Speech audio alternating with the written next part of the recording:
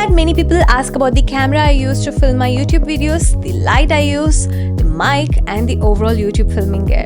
I thought I would answer all those questions in this one video. I'll also talk about how I set it up for the end result you see and hear now. For those looking to start a YouTube channel or for any video production, this video will definitely be useful in some way. So let's get started. Let's start off with the star of the show, my beloved camera. The one I use for all my A-roll and B-roll videos is the Sony ZV-E1 camera. You won't believe how compact this camera is. It fits easily in the palm of my hand. But that's not what I got this camera for. There are 3 reasons why I chose this one. First, this is the cheapest Sony full-frame camera. Full-frame cameras have larger sensors which will help with image quality, background blur and noise. Second, this is only a 12 megapixel camera. 12 megapixel is more than enough for a full 4K resolution video, but lower megapixel also means better low light performance. Third, this can capture in 10-bit colors. That means this camera can capture more colors accurately than a 8-bit camera. All this to say that this is a wonderful camera for the price and size. Since the camera is so compact, I can just put this in my purse, take it anywhere and capture stunning videos so easily. It weighs so little and I have been super happy with this camera for over a year now. I highly recommend this camera. Camera is just half the story. The other equally important half in making a good camera setup is the lens.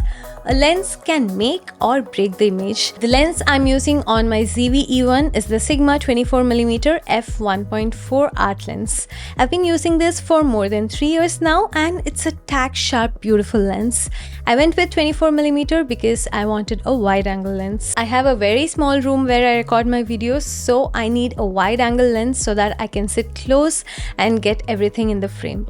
The f1.4 also gives me a great amount of background blur in my videos, even at short distance.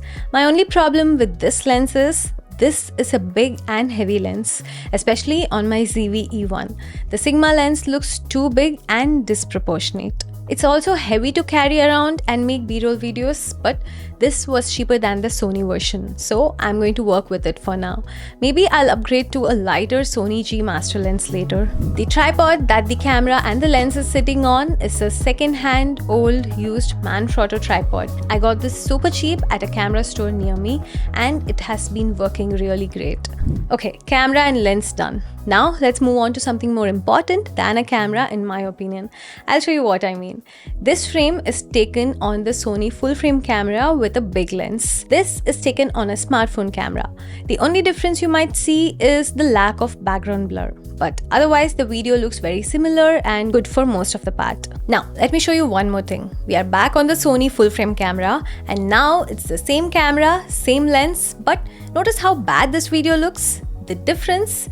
Lighting. It's more important to invest in a good lighting over a good camera in my opinion. I use 3 lights. One main key light to my front left, one fill light on my front right, and one rim light over my head. Why so many lights? The key light is the main light lighting my face, but the fill light and the rim light add subtle touches that enhances the overall look of the video. Let me show you. This is with no lights, just my table lamp on the back. Now with just the key light on my front left. Mostly good, but we can make it still better. Now this is with the key light plus the fill light on my left. Now this is with the key light, fill light and the rim light. See how subtly each light enhances the frame? The key light I use is a newer 70-watt white light. This is super bright and I usually only keep it at 25 to 30% brightness.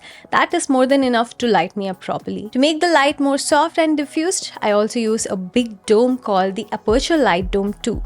This makes the harsh light more pleasing and even. Now, for the other 2 lights, they are both from Zhiyun, who are also sponsoring this video. Thanks to Zhiyun for their support. The fill light I got here is actually a brand new light from Zhiyun called Zhiyun Cinepeer CF100. As you can see, this is a small tube light, but it's packed with features. The CF100 means it's a 100-watt light. My main key light is a 70-watt light with a continuous power and a huge power adapter. But this tiny tube is a whopping 100-watt light and has an internal battery to power it. No wires, no adapters. I use this light only at 8%, but just see how bright this light gets when it's 100%. It can fill a large room with just this one light. I can use it for hours together just on battery power. But wait, why am I using such a good high-power, compact and portable light as a fill light? Because this is also my multi-purpose light which has full color RGB. It's so small, I use it for all my B-roll shots, my desk shots and anywhere else I need some powerful lights or colored lights. I take it wherever I go, make it any color I want, and I also use effects like SOS, candles and so much more. Comes with a barn door and a diffuser for more functionality. This is a newly launched light and will have a launch discount of $10 less. I also have an extra 10% discount in the description if you want to check that out. My rim light is also an amazing light from Gimbal called the Moles X60 RGB. The main reason to use this light as a rim light are two things. One, it's super small, smaller than my camera in fact, and second, it's RGB and I can use it to suit my mood, background, etc. Since it's also so small and so light, it's also easy to mount it over my head so easily. Just compare these two lights. Both are of same wattage, but look at the size difference. Moreover, this small thing is RBG, while this is not. I use this Moles X60 for my B-roll videos as well due to its compact size. I sometimes use my portable charger to power this light using USB-C cable. Gimbal makes some amazing products. If you want to know more, check out the description below. Okay, that's all about my lightings. Now, moving on to another important category, audio.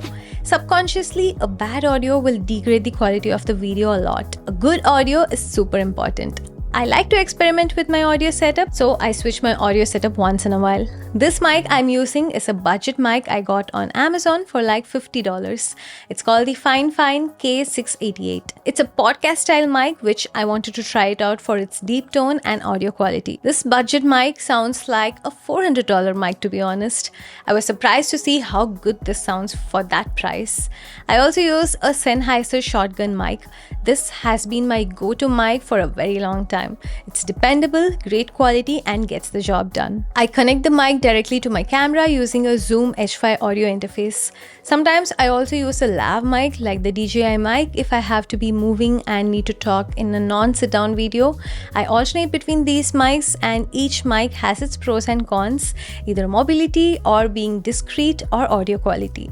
There is some trade-off in each of them and I pick based on my need for that video. So, lights, camera, audio. These are the big three categories of any video production. I also do have a few other accessories I use regularly for my YouTube videos. For talking head, sit-down videos, I use a teleprompter for complex, single long take, information-heavy footage, like when talking about multiple tech specs in one go. I think this one is from DeskView. For some product B-roll shots, I use a slider once in a while. This one is from a brand called Zpon. It's a good slider, works beautifully and even has an app to control it. But I've been using it less and less now, mainly due to the pain of setting it up.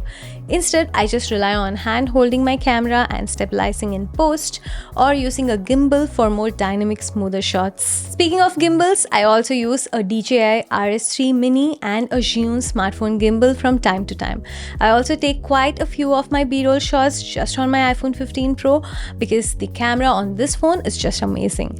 And to wrap up filming gear video, I use a 14-inch M3 Max MacBook Pro to edit my videos using Final Cut Pro. Okay, that's all of my gears. I want to end this with a small note. None of these gears were bought overnight. It was all bought slowly over years, used, refurbished, repurposed, etc. What finally matters is the content. Gears do upscale the video slightly. I hope this video was useful and helpful. Leave a like and subscribe to the channel if it was. I'll see you all in the next one. This is Anjana. Bye.